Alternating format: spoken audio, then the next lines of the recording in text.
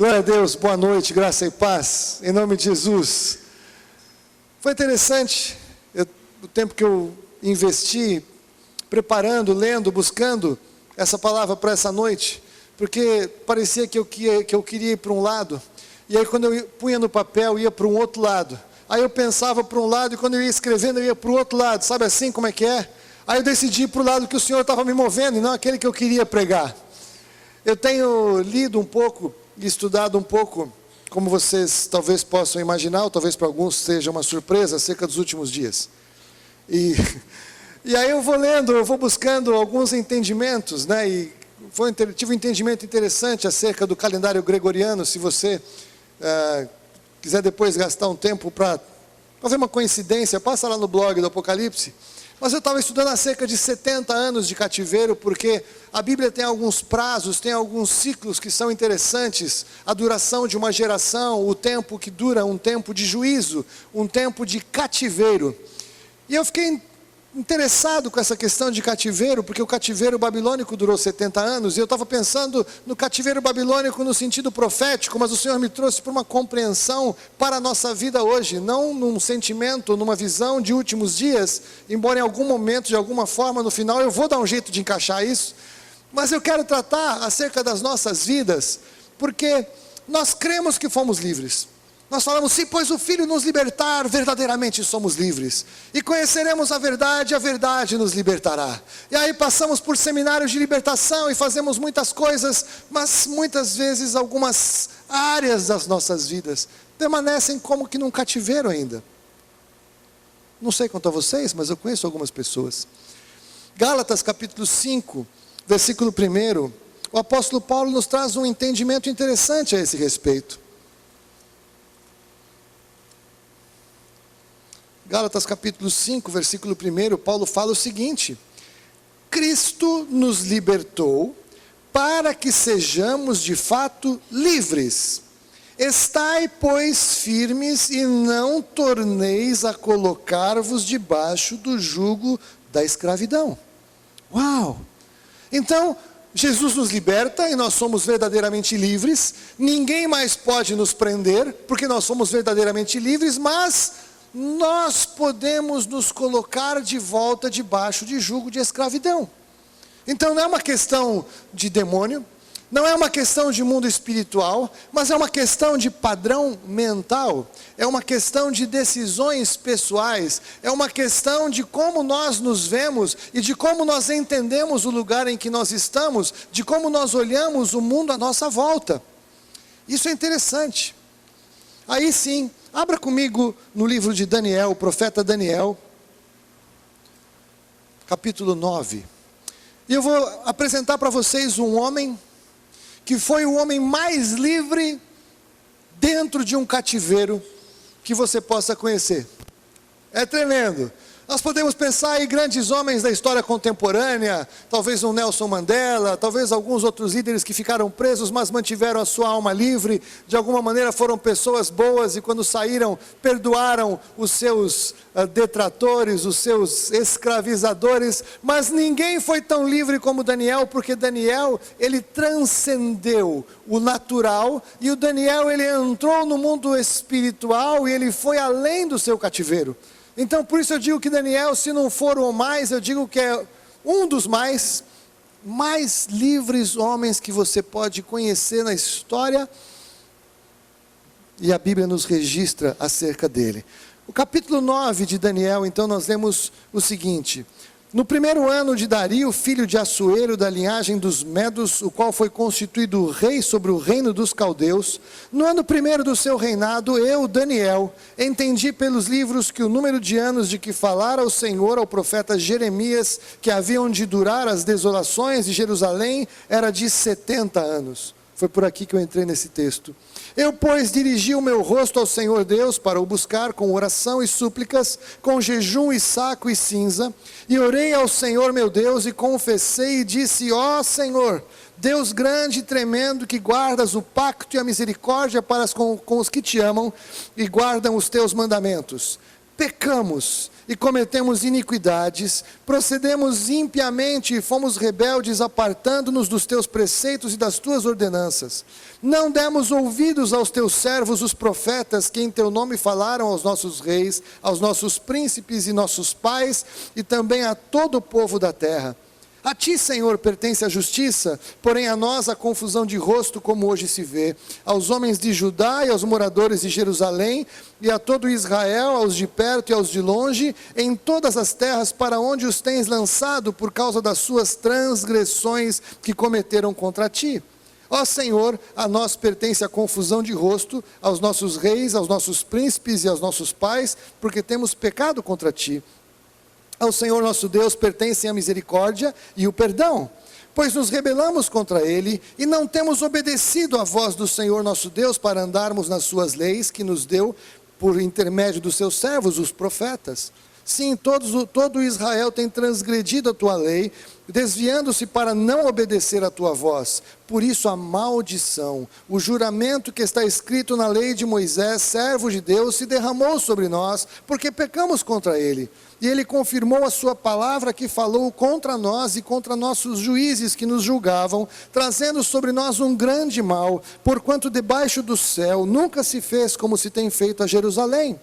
Como está escrito na lei de Moisés, todo este mal nos sobreveio.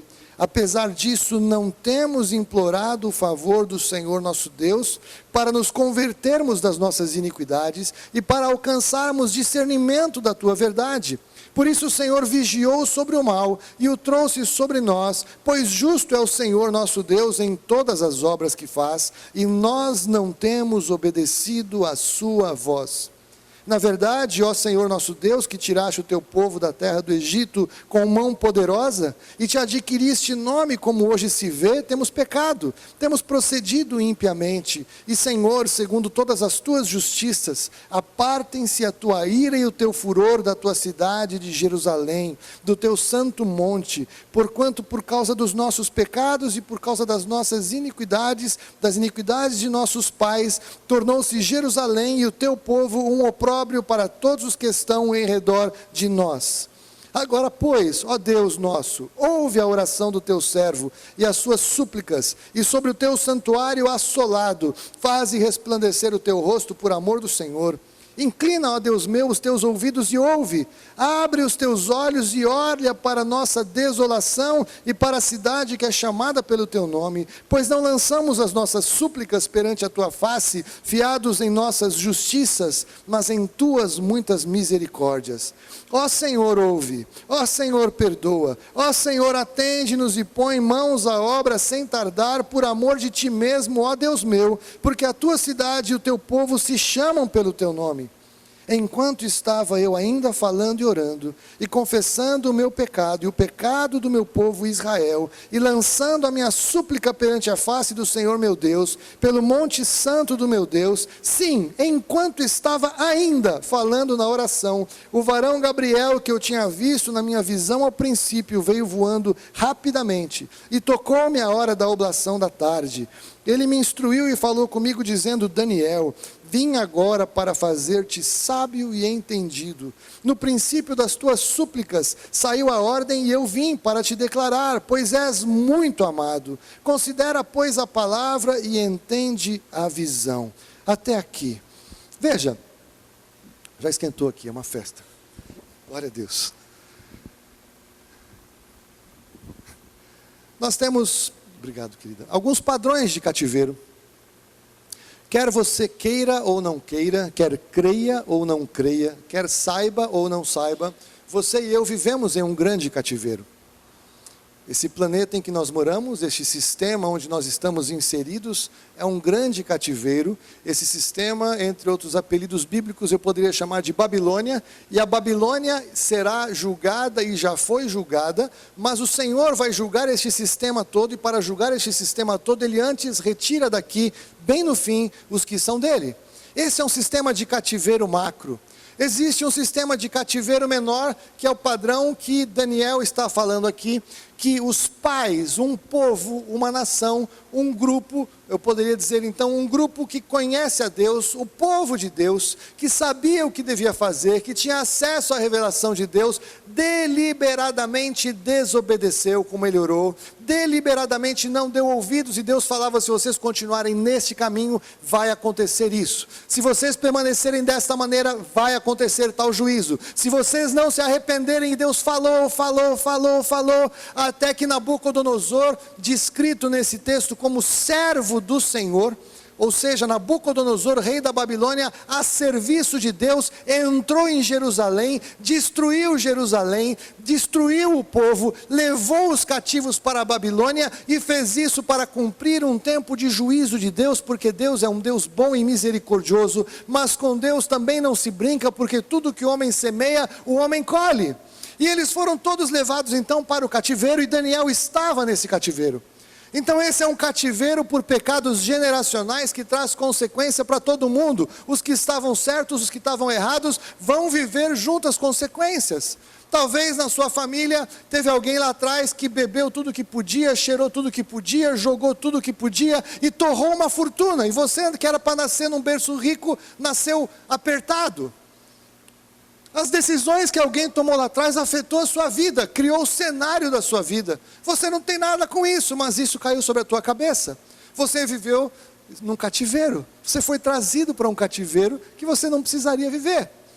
E tem um outro padrão de cativeiro, que é um cativeiro mental. É um padrão interior. É um padrão em que mesmo dentro do cativeiro, alguém pode ser livre como Daniel era. E pessoas libertas por Jesus não conseguem se libertar no seu padrão mental e emocional. E permanecem presos e cativos de padrões, de hábitos, de sistemas, de costumes, de vícios e de pecado, que fazem com que a vida desande para uma situação pior. E Jesus pode nos libertar de todos esses. O último cativeiro é o cativeiro da morte. O último inimigo a ser vencido é a morte. Vai ser vencida lá no futuro. Esse sistema será julgado, mas para hoje, para você sair desse sistema, você teria que sair deste planeta não como um astronauta, mas nós temos que sair desse planeta para o mundo espiritual. Hoje só tem uma maneira de sair, que é morrendo. Eu acho que nenhum de vocês está afim dessa libertação hoje. Se tiver, a gente pode dar um jeito. Mas a gente espera o arrebatamento como uma forma de sair desse sistema e ser livre deste cativeiro. Amém? Mas eu identifiquei 8 pontos que eu quero tratar com vocês acerca do que Daniel fez quando ele se entendeu num cativeiro, quando ele entendeu o que estava acontecendo. Para você entender a situação de Daniel, porque às vezes a gente acha que os homens de Deus é tudo uma festa, é tudo uma maravilha. O Daniel, ele era um dos melhores garotos de Israel. Um dos melhores, porque o Nabucodonosor mandou entrar e pegar os melhores, os mais inteligentes, os mais capazes, porque ele, como um rei da Babilônia, bobo ele não era. Ele trazia os mais sábios dos povos que ele conquistava, ele ensinava para esses as leis, os sistemas, as mágicas, ele ensinava tudo do sistema babilônico, os segredos da Babilônia, e os que eram melhores serviam em posições de autoridade. Você está entendendo como é que era o negócio? Só que o Daniel foi levado cativo. De cara, ele e seus amigos foram feitos eunucos. Alô, eunucos. Acabou a festa. Ele foi ficar numa escola da Babilônia, separado da sua família, separado dos seus pais, servindo no palácio de Nabucodonosor. Se desse bem, se fosse tudo certo, ele conseguiria sobreviver. Se ele fosse melhorzinho, ele tinha chance de crescer lá dentro. Se ele fosse bom mesmo, ele chegaria aonde ele chegou. Ele entendeu o que ele tinha que fazer numa situação em que ele estava levado para um cativeiro por pecados da sua turma acima dele e não dele mesmo. Ele não tinha feito nada de errado. Ele, Ananias, Misael e Azarias, que eu prefiro do que Sadraque, Mesaque e Abednego, porque Ananias, Misael e Azarias são os nomes bíblicos, são os nomes hebraicos, e Sadraque, Mesaque e Abednego são os nomes babilônicos, e a Babilônia tenta sempre mudar o seu nome. A Babilônia tenta mudar a sua identidade. A Babilônia tenta mudar quem você é. Deus te dá um nome e a Babilônia quer te dar um outro nome. Você tem que rejeitar o nome da Babilônia e se apoiar no nome que o Senhor te dá, em quem Ele chama você pelo nome, quem você é, a sua identidade no Senhor. Essa é a que nós temos que viver. Então o Daniel, nesta situação, ele podia chegar lá e ficar reclamando com Deus, e ficar brigando, não quero mais saber, esse negócio todo, eu fui ler a lei, olha só, eu era direitinho, fiz lá o meu bar mitzvah, fiz lá o meu desenvolvimento de leitura da Torá responsiva, sei lá como é que é, fiz tudo isso, aí os meus pais erraram, os reis erraram, fizeram tudo errado, e eu pago o pato. Deus, eu não quero mais saber do Senhor. Eu conheço crente que por muito menos do que ele passou, faz muito mais do que eu estou colocando aqui agora como exemplo. Mas o que ele fez? A primeira coisa que ele fez, quando ele entendeu o que estava acontecendo, quando ele entendeu que ele tinha ido parar na Babilônia, ele gastou tempo procurando na palavra de Deus uma resposta. A primeira coisa que ele fez, ele foi procurar resposta na palavra de Deus, e não tem como você procurar resposta na palavra de Deus e encontrar resposta na palavra de Deus, se você não buscar a Deus. Tem pessoas que querem respostas na Bíblia, mas não pedem ajuda a Deus, não oram, nem creem que Deus existe, nem que Deus fala. Não, eu vou ler na Bíblia, ver se a Bíblia fala alguma coisa para mim, como se fosse um livro de conhecimento. A Bíblia é um livro espiritual. Até um ateu pode pegar e falar: Deus, se o Senhor existe mesmo, fala comigo através da tua palavra. Se o ateu falar isso, Deus vai falar com ele na palavra dele, porque Deus responde àqueles que o buscam. Agora tem gente que quer buscar o segredo na Bíblia sem falar com Deus. É difícil esse livro, eu não entendo nada. Mas quem ora, Deus se revela. Buscar-me-eis e me achareis, se me buscares de todo o coração, ele diz. E ele se revela na sua palavra. Ele falou na sua palavra, fala na sua palavra e continuará falando até o fim deste sistema. Porque passará o céu e a terra, mas a sua palavra não vai passar. Aleluia! A palavra de Deus vai além deste sistema que será julgado e que vai acabar e terá um fim. E um fim terrível, porque ele disse. Mas veja, o que ele foi ler? Ele foi ler Jeremias.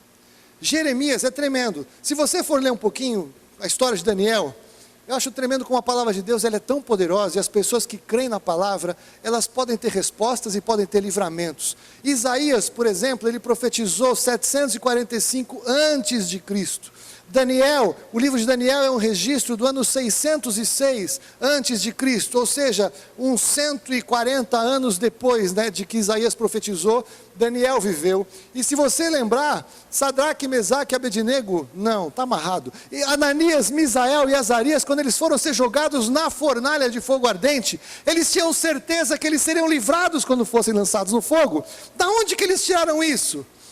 Isaías tinha dito: quando vierem as águas, não submergirás. Quando for passado pelo fogo, não te queimarás. Aleluia! Porque eles tinham o conhecimento da palavra. Quando chegou a hora limite que eles precisavam de recurso, eles creram naquela palavra, peitaram o rei e falaram: não estou nem aí para o que vai acontecer. E Deus os livrou porque eles creram na sua palavra. E o Daniel, ele estava lendo o livro do profeta Jeremias. Agora hoje é uma molezinha. Eu chego lá nas minhas chaves bíblicas eletrônicas, eu coloco lá 70 anos.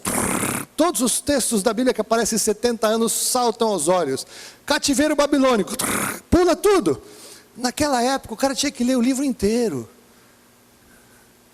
Você está entendendo? O Daniel gastou um tempão lendo o livro, estudando os livros, não era um rolo, só eram vários rolos, até que ele achou esse texto. Deixa um dedo aí em Daniel.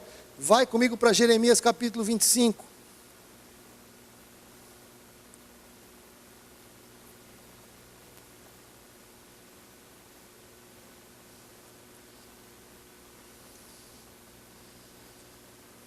Jesus. Hoje eu precisava de umas 4 horas para pregar tudo isso aqui, mas Deus vai dar graça.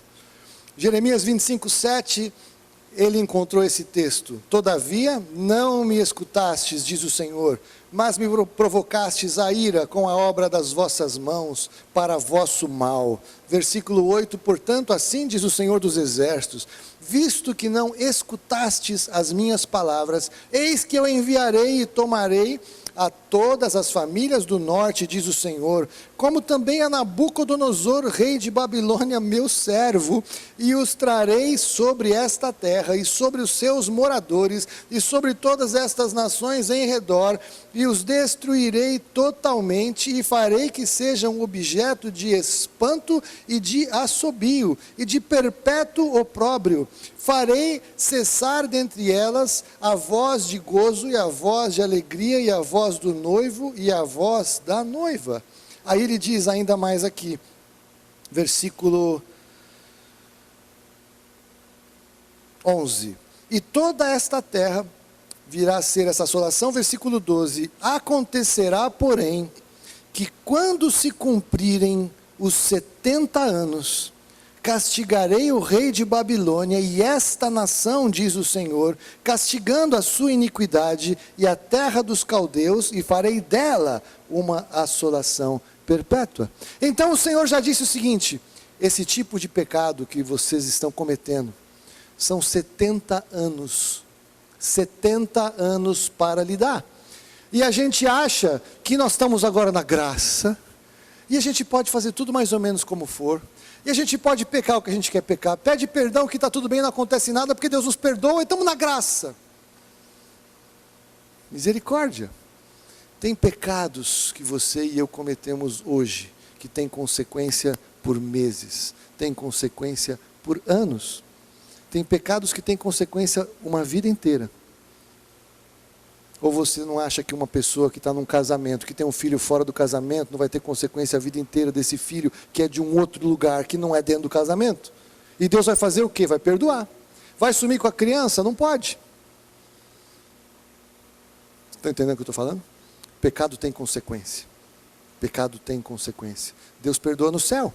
Mas aqui na terra nós temos que lidar com as consequências do nosso pecado, e Deus não pode nos livrar, porque Ele não pode violar o sistema que está em curso, porque Ele entregou para Adão, e Adão entregou para Satanás. Satanás tem o direito legal de infringir dor para as pessoas aqui, e aqui o Nabucodonosor é o agente de Deus, porque Deus entrega para que Nabucodonosor, que estava conquistando todo aquele espaço, toda aquela região, entre em Jerusalém. Deus tirou a proteção de Jerusalém, e Nabucodonosor veio e cumpriu. Então, Daniel fez o quê? Primeira coisa, quando ele percebeu que estava tudo estranho, que estava ruim, que estava esquisito, que ele estava num cativeiro, que as coisas não estavam boas, ele foi procurar na palavra.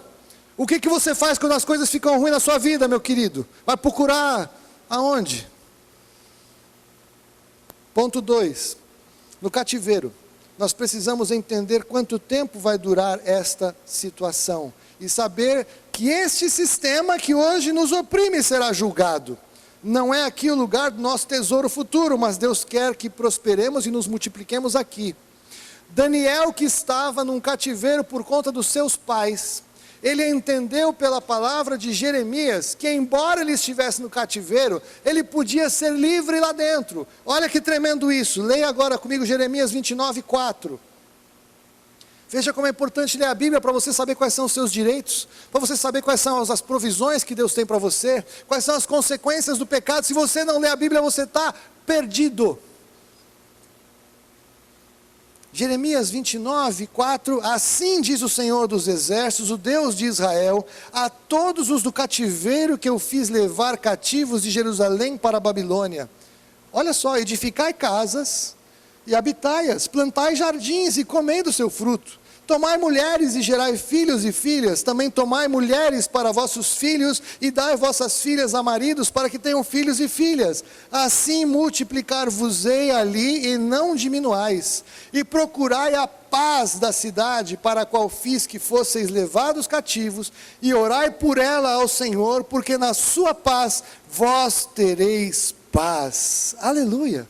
Veja, o Daniel então e toda a turma dele foram levados para o cativeiro por erro dos seus antepassados. Não era culpa deles, mas estava todo mundo lá.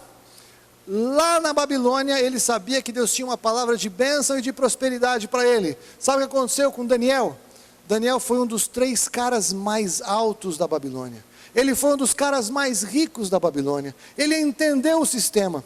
Ele entendeu que havia uma bênção, embora ele estivesse naquele lugar, Deus tinha o melhor para ele. Se ele ficasse pensando, ai, eu estava melhor lá em Jerusalém, eu queria voltar lá com meu pai, com a minha mãe, isso aqui é um horror, os caras falam uma língua que eu não entendo nada, isso aqui os jardins suspensos falam que é a 8ª maravilha, eu acho isso aqui uma coisa horrorosa, é feio pra caramba, eu quero voltar para lá. Sabe o que tinha acontecido com ele?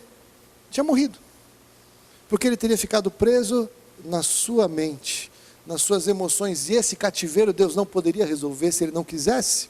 Mas como ele decidiu crer naquela palavra, ele falou, tá bom, são 70 anos, eu tenho 20 anos, 18 anos, eu não vou sair daqui vivo. Daniel morreu na Babilônia. Mas eu vou pegar esta promessa do Senhor, de que aqui eu não posso casar e ter filhos, mas eu vou prosperar aqui. Então eu vou prosperar. Quando ele foi levado para o palácio para aprender do sistema da Babilônia, ele foi o melhor da turma, foi o melhor da classe. Quando ele foi levado na presença do rei, ele sobressaiu diante de todos. Quando todo mundo quis matar ele, jogaram na cova dos leões, porque ele começou a incomodar os caras da Babilônia, porque o Daniel estava disputando o mercado com os caras da Babilônia, alô? Os melhores lugares que eram dos caras da Babilônia por direito, o Daniel era tão bom, mas tão bom, mas tão bom, que o rei que não era burro não foi fazer nepotismo. Ele falou, não, se ele é bom, põe ele e tira vocês. O lugar é dele, o emprego é seu, parabéns, vai governar comigo aqui. Você está entendendo? O Daniel, ele foi tão livre, que ele creu tanto na palavra que o Senhor deu, que embora ele estivesse num cativeiro, a sua mente foi livre, ele ficou no cativeiro até morrer, mas ele prosperou, cumpriu a palavra de Deus, e ele fez mais coisas que nós vamos ver ainda. Queridos, nós vivemos no cativeiro de São Paulo, alô? Oramos aqui na quarta-feira, pode ter tiroteio, pode ter morte, nós temos que fazer o quê? Orar pela paz de São Paulo, para que havendo paz em São Paulo, nós tenhamos paz também. Só que essa palavra paz, em português, com todo respeito aos linguistas, é pobre, porque essa palavra que está escrita aqui não é paz, é shalom, e a palavra shalom, ela é muito mais profunda, rica e ampla do que apenas, entre aspas, paz. Shalom significa segurança, bem-estar, prosperidade, amizade, saúde, alegria. Tudo isso está dentro da palavra shalom, e eu poderia pegar alguns outros itens da palavra shalom. A Terezinha fez um quadro lindo que ela deu de presente profético para mim, para a Fúvia, que ela colocou shalom, e ela fez assim um movimento tremendo aqui, está no meu escritório, todo dia eu olho para aquilo. A paz, shalom do Senhor. Ou seja, então ore para que haja shalom em São Paulo, porque se houver shalom em São Paulo, shalom estará sobre a tua cabeça também. Embora estar aqui seja um cativeiro, você pode mudar para outro lugar, para outra cidade, para outro país, mas o sistema está aí e não tem como nós possamos fugir dele. Esse sistema babilônico está aí até hoje. Não há como sair desse cativeiro, a não ser pela morte ou pelo arrebatamento, quando o Senhor Jesus vier julgar esse sistema. Somos livres, somos do reino de Deus, mas o reino de Deus ele está estabelecido nesse lugar, e esse lugar é o império das trevas, é o cativeiro babilônico que permanece aqui.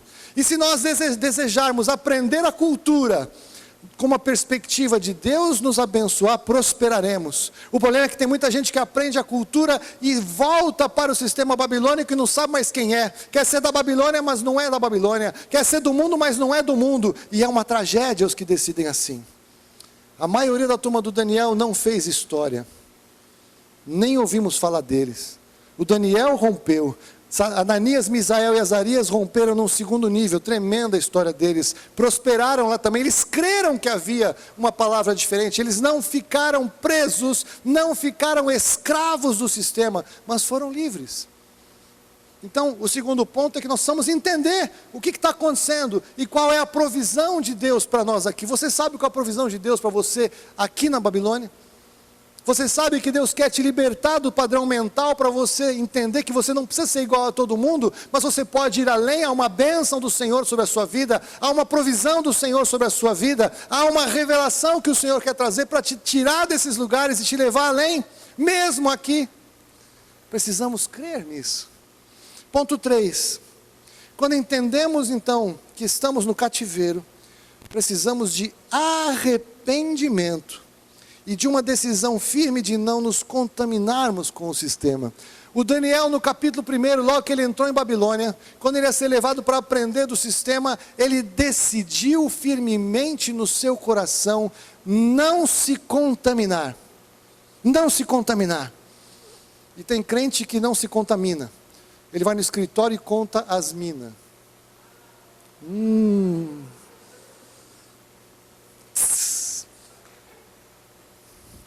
Contaminação.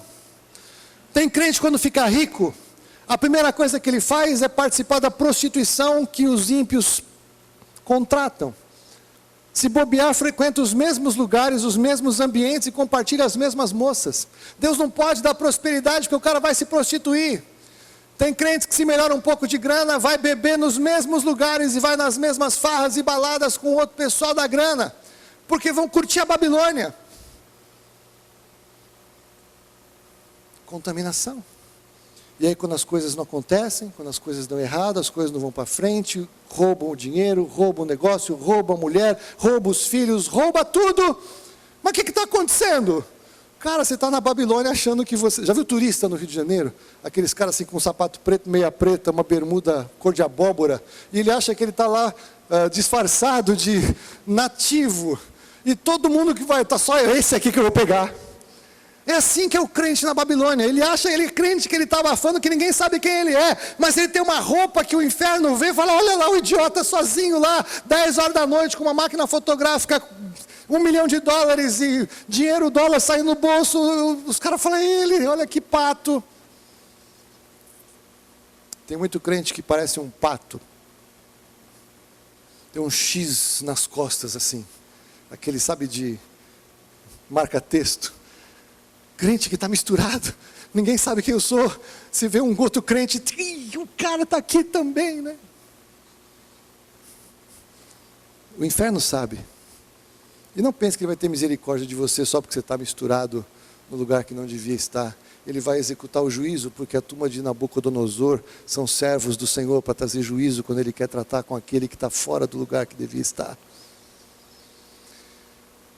Quando entendemos que estamos no cativeiro, precisamos então primeiro decidir não nos contaminar, e aí sim arrependimento. O Daniel, se você for ler a oração dele, versículo 3, 4, 5 em diante, no capítulo 9, ele orou por tudo que ele podia, ele se arrependeu pelos pecados dos pais, dos avós, dos bisavós, os dele, do rei, dos sacerdotes, dos escribas, dos fariseus, e tudo que ele podia orar, tudo que ele podia interceder, todas as posições de brecha que ele podia colocar no lugar de quem quer que fosse, ele orou por tudo, ele se arrependeu de tudo, ele pediu perdão de tudo.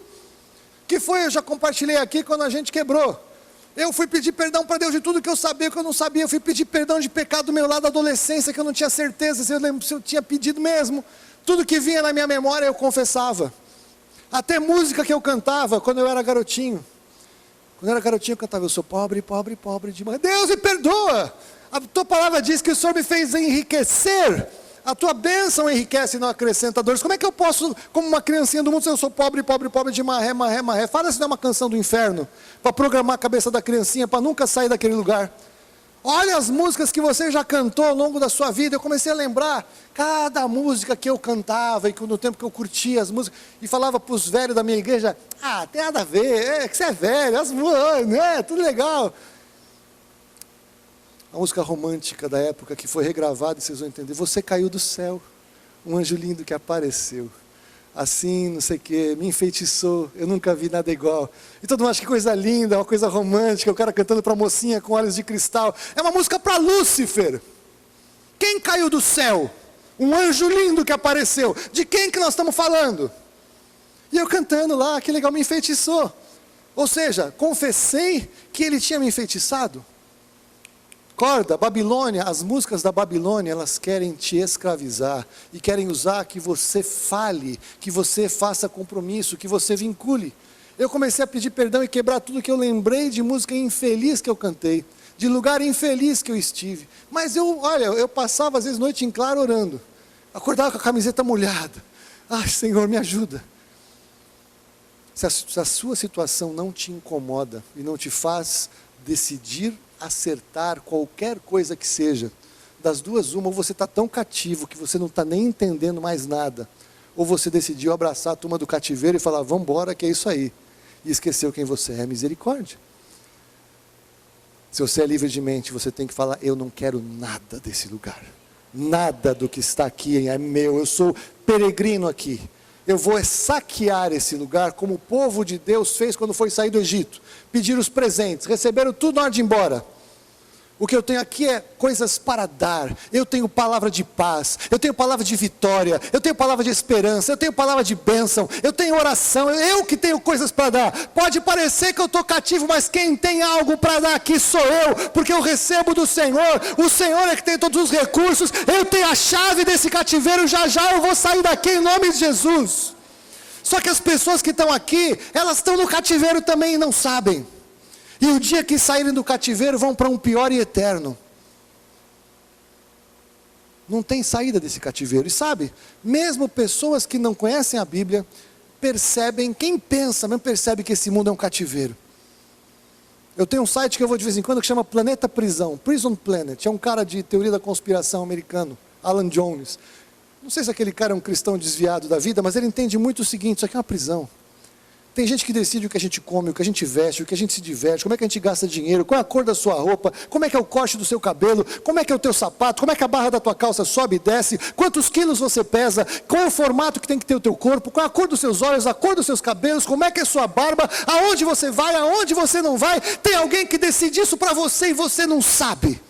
E que nem vida de gado, povo marcado, povo feliz, todo mundo junto, mas eu estou com a roupa igual, então vamos, eu sapato igual, eu vamos, na mesma festa, então eu vou, então eu estou feliz, todo mundo vai junto, que maravilha. E tem alguém fazendo assim, ó, sabe aqueles marionetes assim? Acorda, você está no cativeiro, querido, querida, e se você não tiver a mente livre para olhar que você está no cativeiro, você está perdido. Ponto 4, aqui no cativeiro, precisamos lembrar, se você esqueceu, ou conhecer, se você nunca foi apresentado, ao caráter de Deus. Capítulo 9, versículo 7, Daniel fala assim: a ti, ó Senhor, pertence a justiça. Aleluia. Capítulo 9, versículo 9. Ao Senhor nosso Deus pertencem a misericórdia e o perdão. Glória a Deus. Daniel 9, capítulo 9, versículo 14, segunda parte. Pois justo é o Senhor nosso Deus em todas as obras que faz. Glória a Deus. O Senhor é justo. O Daniel não tinha culpa nenhuma. O Daniel é um dos poucos caras na Bíblia que a Bíblia não relata falhas de caráter e pecados que ele tenha cometido. Não relata nenhum. Olha que Abraão, Deus falou um monte, o pai da fé.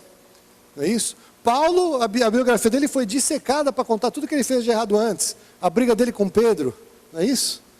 E se você for ver, todos os personagens bíblicos de um jeito ou de outro mostram o que a pessoa fez de errado com Abraão, Isaac, Jacó, José, toda a turma.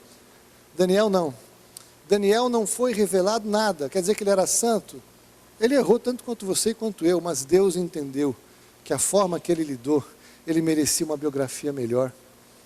Deus cuida da biografia. Deus cuida da biografia. Muitos de nós queremos velar pela nossa reputação. Até os meus 30 anos de idade, eu achava que eu velava pela minha reputação ilibada, tudo certinho, dentro da religiosidade, dentro do formato, dentro da caixa, dentro da igreja, tudo certinho. E eu achava que eu podia cuidar da minha reputação. Aí minha vida virou de cabeça para baixo. E não é que a minha reputação foi estragada, eu não tenho mais nem reputação. Não tem nem mais reputação, não tem como recolher tudo que já aconteceu na minha vida. Mas Deus é tão bom, que Ele permite que a gente consiga caminhar. Ele reconstrói, e pessoas podem olhar para mim e falar: puxa, Haroldo, até que você foi legalzinho. Glória a Deus por isso. Deus cuida da sua reputação. Sabe como é que você cuida da sua reputação? Obedece à palavra de Deus. Quando você pecar, trata o pecado como pecado. Quando você errar, tenta reparar o erro que você cometeu. Quando você for vítima de circunstâncias, perdoa todo mundo, abençoa todo mundo e continua caminhando. Não se preocupa com o que vão pensar de você. Você não consegue garantir que as pessoas pensem de você o que seria justo pensar a respeito de você. Você não consegue. Mas Deus diz que Ele prepara uma mesa na presença dos seus inimigos. Aleluia! Ele prepara. O que acontece é que muitos de nós queremos nós preparar a mesa para nós mostrarmos a nossa razão, e a gente explicar o que aconteceu, e humilhar quem nos humilhou, e judiar de quem judiou a gente, e devolver e resolver. Então nós queremos fazer a mesa. Enquanto a gente quer fazer a mesa, Deus para e fala, tá bom, divirta-se. Mas quando Ele prepara a mesa, meu querido, sai de baixo. Eu tenho uma situação de Deus preparar uma mesa que eu não posso contar, porque eu não sei onde é que isso aqui vai parar, e enfim, e não é o caso. Mas eu tive uma pessoa que me prejudicou demais na minha vida, uns 25 anos atrás. E Deus me colocou literalmente numa mesa de jantar, em outro lugar que não em São Paulo. E quem estava, era assim, toda a cúpula daquela pessoa estava lá dentro. O presidente, o vice-presidente, os diretores e o sujeito que me prejudicou. E aí, tinha um outro cara que sabia da história e ele chegou no negócio. Aí falou, Haroldo, olha, conta aqui para o presidente aqui o que aconteceu com aquele fulano. Nem em sonho eu podia construir um cenário mais perfeito de um filme, sabe final de novela, que julga os personagens maus. Eu não assisto novela há uns 20 anos, mas eu sei que no final começa a organizar tudo, não é assim? Deus fez algo que eu não poderia, mas nem em sonho. E sabe o que eu fiz? Aí eu entendi que eu não precisava fazer nada. Eu tinha que perdoar e liberar, e deixar o cara livre, porque se Deus fez aquilo, eu ia estragar, estava lindo. Eu não precisei fazer nada, Deus julgou a minha causa de uma maneira escandalosamente impossível daquele jeito. Numa mesa, e eu lembrei desse texto, Deus preparou um banquete ali. Deus cuida da nossa reputação, Deus cuida da nossa vida. Então nós temos que saber e lembrar que Ele é justo. Mas mais do que Ele é justo, nós temos que lembrar que Ele é misericordioso. Sabe uma coisa que eu aprendi? Muito tempo atrás, eu orava assim, Senhor, julga a minha causa, julga esta situação com justiça. E quando eu falo isso, significa que a pessoa que me ofendeu, ela está 100% errada, e eu estou 100% certo. Então se Deus julgar com justiça, vai cair na cabeça dela e eu estou livre. Você tem certeza que você nunca fez nada para fazer com que outra pessoa fizesse algo para você? Pensa, se você pedir para Deus julgar com justiça na cabeça dela e na tua cabeça também. Sempre que eu peço alguma situação que eu preciso de uma intervenção da justiça de Deus, eu peço, Deus, julga com misericórdia. Eu tenho aqui uma restituição que eu acho que me é devida, mas Senhor, julga com misericórdia. Mas dependendo conforme for, tá bom, não precisa nem julgar, porque eu quero ter certeza que Deus é misericordioso e a Ele pertence o perdão. Muitos de nós erramos tanto na vida, que nós acreditamos que não há mais como ser perdoado. Tem pessoas que têm dificuldade de ser perdoado. Tem pessoas que entram às vezes para falar com a gente, falar, pastor, você não sabe o que eu já fiz. Eu falo, não me interessa o que você fez, me interessa o que você vai fazer com aquilo que você fez. Se há um arrependimento na tua vida, hoje começa um novo tempo e nós vamos junto em nome de Jesus. O que Deus não pode fazer na vida da pessoa é obrigá-la a se arrepender. Mas quando há arrependimento, dele é o perdão, dele é a misericórdia, ele é gracioso, ele é justo e bom. Você precisa, se você não sabia, eu estou te apresentando o caráter de Deus. Se você ficou muito tempo preso no cativeiro, eu estou te lembrando porque você esqueceu. Se você nunca ouviu falar, eu quero te apresentar hoje. Jesus da glória. 5, vamos correr. Embora a pessoa possa estar no cativeiro, não pode esquecer quem é. Você não pode esquecer que nós estamos de passagem e que o nosso destino final não é aqui. Daniel pode ter morrido no cativeiro, mas ele foi um cara livre. E ele transformou a história da igreja com o que ele escreveu. O que ele escreveu foi muito além. E há promessas de Deus na vida dele. Muitas pessoas, quando ficam no cativeiro, começam a olhar para suas roupas, começam a olhar para as pessoas à volta e começam a se sentir exatamente como elas. Então, estou preso, não tem saída, não tem jeito. Então, começa a desanimar, porque ficam com a impressão de que não tem como sair daquela situação. Foi longe demais. Esquecem quem são.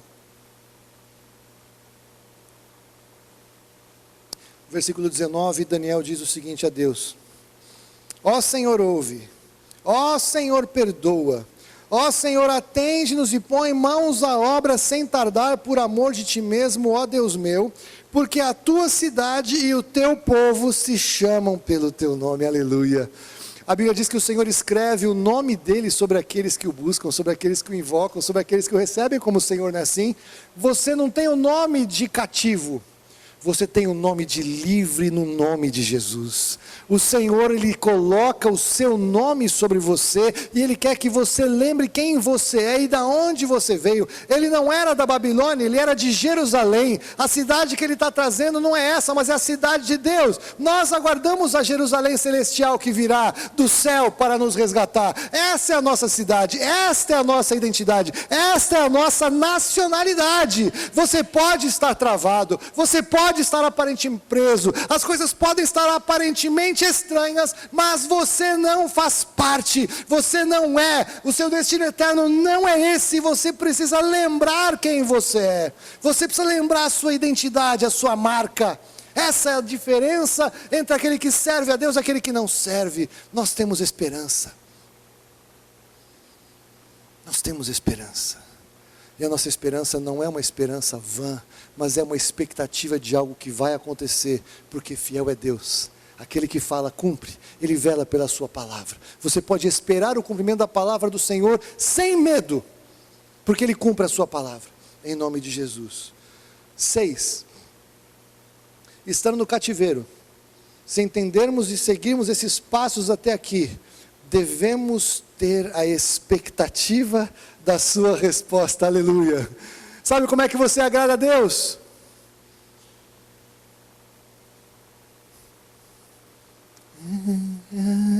Com fé. Sem fé, é impossível agradar a Deus. Ah, mas eu venho na igreja. Mas se você não vem na igreja pela fé, vem por religiosidade, problema seu, perda de tempo. Ah, mas eu obedeço. Se você obedece porque você acha que tem que obedecer, porque é religiosidade, problema seu, não tem valor nenhum. Mas se você crê que deve obedecer, você crê que você tem que estar no ajuntamento, você crê que você deve adoração a Deus, se a sua fé na palavra de Deus é contrária até aquilo que o mundo fala para você, faz assim, você fala, eu não faço assim, eu faço assado, porque Deus diz, você crê, você obedece, e esta fé faz com que Deus se agrade da sua vida. Sem fé é impossível agradar a Deus, portanto, em fé eu agrado a Deus. Então, 9:20, não é o horário, é o versículo. Enquanto estava eu ainda falando e orando, e confessando o meu pecado e o pecado do meu povo Israel, e lançando a minha súplica perante a face do Senhor meu Deus, pelo monte santo do meu Deus, sim, enquanto eu estava ainda falando na oração, o varão Gabriel, que eu tinha visto na minha visão ao princípio, veio voando rapidamente e tocou-me, aleluia. Enquanto ele estava orando, enquanto ele estava confessando o pecado, o Gabriel, o Miguel, o céu, todo o movimento de Deus já estava assim, ó, pronto, estamos aqui, ó. 3 pessoas creram, glória a Deus, aleluia, que Deus visite a vida de vocês, segundo a sua fé, em nome de Jesus. Vou tentar de novo. Enquanto ele estava orando, enquanto ele estava confessando, Deus moveu o céu e colocou os anjos ao redor dele e falaram, eis-nos aqui. Aleluia, oh, entendeu? Eu vou ser mais claro. Enquanto ele estava orando, Deus já estava se movendo. Enquanto ele estava orando, o anjo já estava do lado. Enquanto ele estava orando, Deus já tinha mandado a resposta, porque ele estava orando em fé e segundo a palavra de Deus. Não tem como dar errado quando você crê e ora segundo a palavra de Deus, meu querido, minha querida, porque Deus vela pela palavra dele. Ele cumpre a sua palavra, ele não mente, ele não volta atrás. E naquela situação impossível, Deus entrou. Ou você esqueceu Paulo e Silas na prisão? A Bíblia diz que eles estavam lá, era no quinto, que é o quinto dos infernos, é aquele lugar abaixo do abaixo do abaixo, e eles estavam lá no tronco. E o que eles estavam fazendo depois de ter apanhado? Porque fizeram o quê? Roubaram, mataram? Não, estavam lá presos, chicoteados, porque eles tinham pregado o Evangelho de Jesus. E por isso eles estavam lá, eles estavam livres naquele lugar horroroso e fétido, livres lá dentro. Porque eles estavam adorando a Deus. E a Bíblia diz que eles estavam cantando a alta voz. E eles estavam cantando a alta voz, tão lindo, mas tão lindo, que Deus falou, esse dueto está ruim, eu vou entrar com o baixo. Aí Deus começou a cantar o baixo. Deu um terremoto, arrebentou tudo. E eles foram libertos do seu cativeiro. Glória a Deus. Deus foi fazer um dueto com eles. Eles cantavam alta voz, entrou o baixo. Precisamos ser livres de mente. Precisamos sair do cativeiro interior. A questão não é o cativeiro externo. A questão é o cativeiro interno. Daniel creu. E ele estava lá se arrependendo. Ele entendeu tudo. E Deus mandou a resposta. 7. O objetivo da resposta de Deus é nos tornar sábios e entendidos aqui e para o futuro. Daniel 9:22. Ele me instruiu e falou comigo dizendo: Daniel, vim agora para fazer-te sábio e entendido. No princípio das tuas súplicas saiu a ordem e eu vim para te declarar, pois és muito amado. Considera, pois, a palavra e entende a visão. Glória a Deus. Meu querido, sabe qual é o grande problema que você tem? Acho que só eu e você, que ninguém nos ouça. Ninguém está olhando. É que lá no fundinho, bem lá no fundinho, lá no esôfago, assim, no âmago, você não acha que Deus te ama. Você não acha que Deus te ama.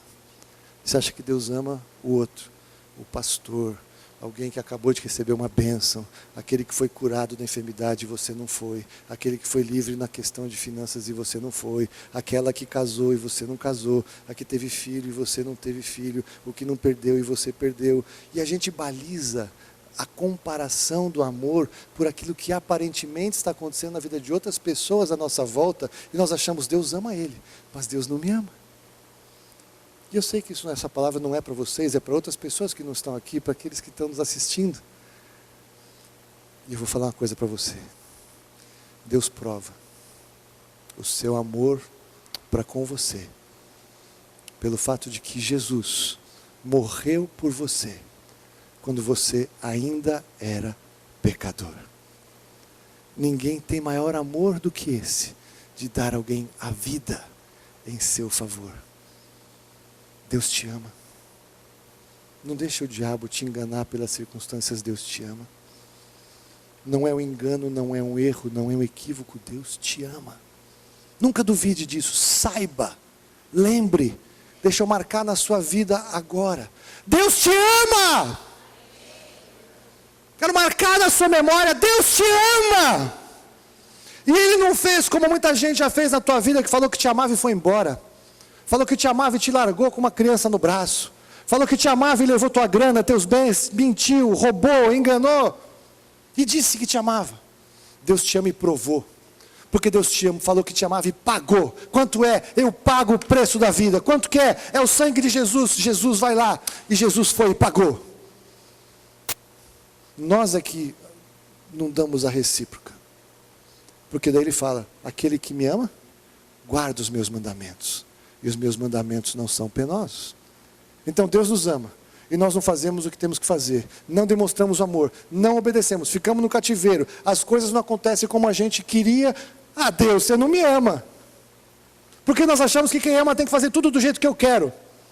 E esse é um amor do inferno, viu? Não é do céu. Esse amor é mentira. Esse amor gera frustração nos relacionamentos. Porque alguém quer alguém que faça tudo o que quer. O marido quer que a mulher faça tudo do jeito que ele quer. E acha que se não faz, não ama. Muito menino malandro dá carona para a menina para falar: você me ama? Fica aqui, senão desce, não é isso? Desce e sai andando, vai embora.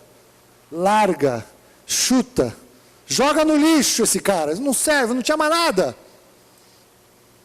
Quem ama dá, antes. Nós amamos porque Ele nos amou primeiro. Deus te ama. Não duvide disso nunca. Qualquer que seja a circunstância que você esteja vivendo, não duvide que Deus te ama. Começa a ver o que você fez como uma não prova de amor a Deus. Aí você vai achar o amor de Deus, te perdoando, te visitando, se revelando, derramando no seu coração. 8, e último. A compreensão dessa situação deve nos levar a uma revelação maior e mais profunda. Isso aqui é tremendo. Queridos, Deus amou Daniel, sim ou não? Deus violou a palavra dele por causa de Daniel, sim ou não? Eram 70 anos? 70 anos. Deus tirou Daniel do cativeiro? Daniel morreu no cativeiro. Significa que Deus não fez a vontade dele na vida de Daniel? Fez. E Daniel teve uma tremenda revelação de que, embora aquela situação não fosse mudar, ele sabia que o problema não era dele, era com os outros, mas ele sabia que ele era livre. Ele fez o que ele tinha que fazer, viveu uma vida tremenda e maravilhosa, e no fim, Deus dá essa revelação para ele aqui, capítulo 12, e eu estou encerrando com isso, quase isso. O pastor fala que está encerrando, falta 1h30 ainda, mas eu vou acabar.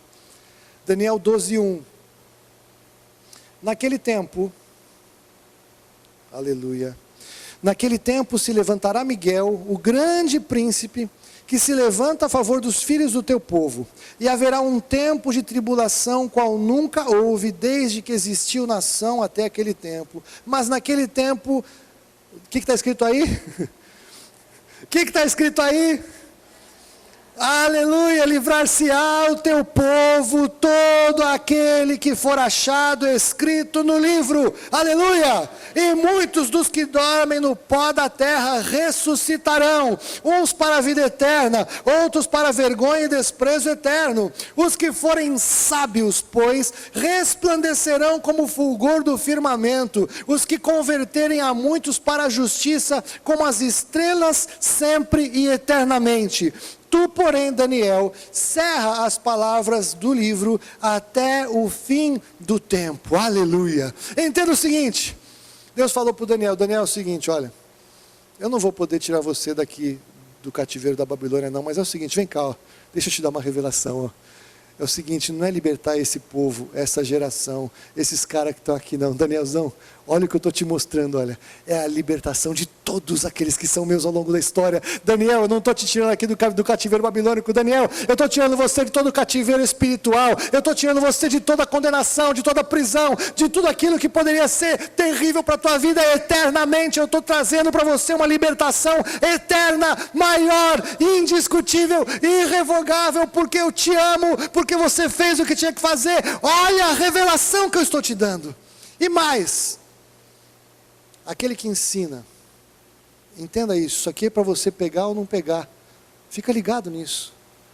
Aquele que ensina, olha que coisa, os que forem sábios, versículo 3, resplandecerão como o fulgor do firmamento, e os que converterem a muitos para a justiça, como as estrelas, sempre e eternamente. Quantos você converte para a justiça até hoje na sua vida? Os que forem sábios farão isso. Os que forem livres farão isso. Os que entenderem quem são, os que entenderem onde são, os que entenderem essa palavra farão isso. Brilharão como estrelas eternamente.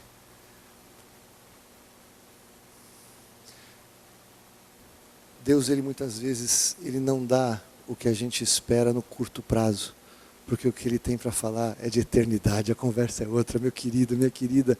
Agora, se você estiver tão cativo da Babilônia, você fica discutindo a coisinha que você quer, o negocinho, o carrinho, a casinha, o documentinho, o não sei quezinho, e fica olhando para uma coisa pequena, e Deus quer falar, olha para o que é eterno. Ele fica, mas olha aqui, mas eu quero isso, mas não sei o quê, porque está tão cativo, que não consegue enxergar, perdeu a visão de quem é. Daniel foi tão tremendo, e eu vou acabar com esses versículos, que você pode pensar que alguém que fica num cativeiro naquela época, ninguém nunca ouviu falar dele, ele podia pensar isso, não podia? Eu não sei tudo que ele entendeu acerca dele mesmo, né? Mas Ezequiel, ele profetizou a partir de 592, 8, 6, Ezequiel tem uma diferença, um delay de 14 anos com Daniel. Aí chega no capítulo 14 de Ezequiel.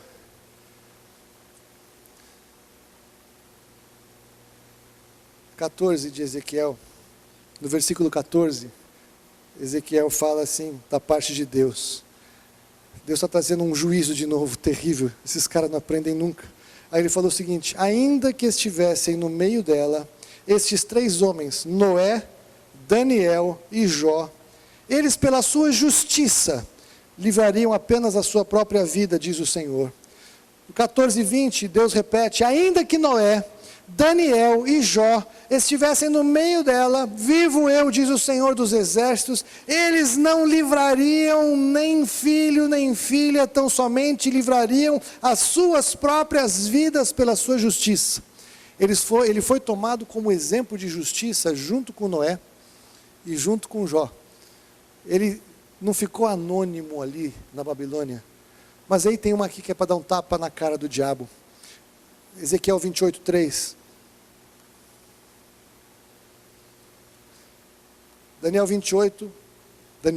Ezequiel 28 é o texto em que Deus compara o rei de Tiro a Lúcifer e o príncipe de Tiro ao homem que reinava em Tiro, mas ele estava exatamente debaixo da influência de Satanás. Nós tratamos disso no Vinho Novo na quinta-feira. E aí Deus fala para esse cara, versículo 3, com efeito, és mais sábio do que Daniel, e não há segredo algum que se possa esconder de ti, aleluia. Deus vai tirar uma com a cara do Lúcifer, para falar o seguinte, o Daniel é mais sábio que você, se liga, o Daniel sabe mais do que você. E por último, Mateus 24, não precisa abrir, mas quando Jesus está pregando o sermão profético, ele falou o seguinte, olha, quando acontecer o que falou o profeta Daniel, sabe, entende, fica ligado que a coisa vai ficar feia. Jesus citou a profecia de Daniel. Jesus citou palavras de Daniel. Deus usou Daniel como exemplo de justiça e de integridade. Daniel morreu aparentemente no cativeiro babilônico, mas nós aqui, 2.500 anos depois, estamos nos inspirando na sua vida, estamos estudando a sua biografia, estamos aprendendo com as decisões que ele tomou. Talvez algumas pessoas daquela turma negociaram com a Babilônia e falaram, olha, a gente não quer ser muito radical que nem o Daniel não, a gente põe aqui umas roupas coloridas aí, eu posso lá cuidar do jardim, eu sou bom em jardinagem, eu cuido dos jardins suspensos, eu sou trapezista, eu fico lá, e aí negociou para tentar se resolver. Talvez tenha se resolvido, não tenha morrido, mas despontou para o anonimato. Ninguém nunca ouviu falar dele. E com certeza no céu nós não vamos encontrar. Mas Daniel, ele tomou uma decisão diferente. Qual é o teu cativeiro hoje? Não importa se foi a empresa que quebrou e você foi envolvido no meio do assunto. Não importa se teus pais, teus avós tomaram decisão errada e você foi envolvido. Não importa se o teu sócio. Não importa se teu marido, tua mulher, ou não importa se foi você mesmo com os seus pecados, nada disso importa. A minha primeira pergunta é o seguinte, aqui você consegue entender que é a saída do seu cativeiro? Você consegue entender que a transformação começa aqui dentro? Se você mudar o seu padrão de pensamento, você tem como sair desse lugar em nome de Jesus? Mesmo que Deus não possa mais resolver todas as coisas aí onde você está, Ele vai prosperar. Com as sequelas que vão ficar da lambança que você e eu fizemos, mesmo no meio dessa situação, Deus pode, quer e vai colocar ordem nesse caos. E eu posso falar isso como um testemunho já, não só como uma expectativa de fé. Deus pode. Deus pode. Só tem uma coisa que Deus não pode fazer, é te obrigar a se posicionar.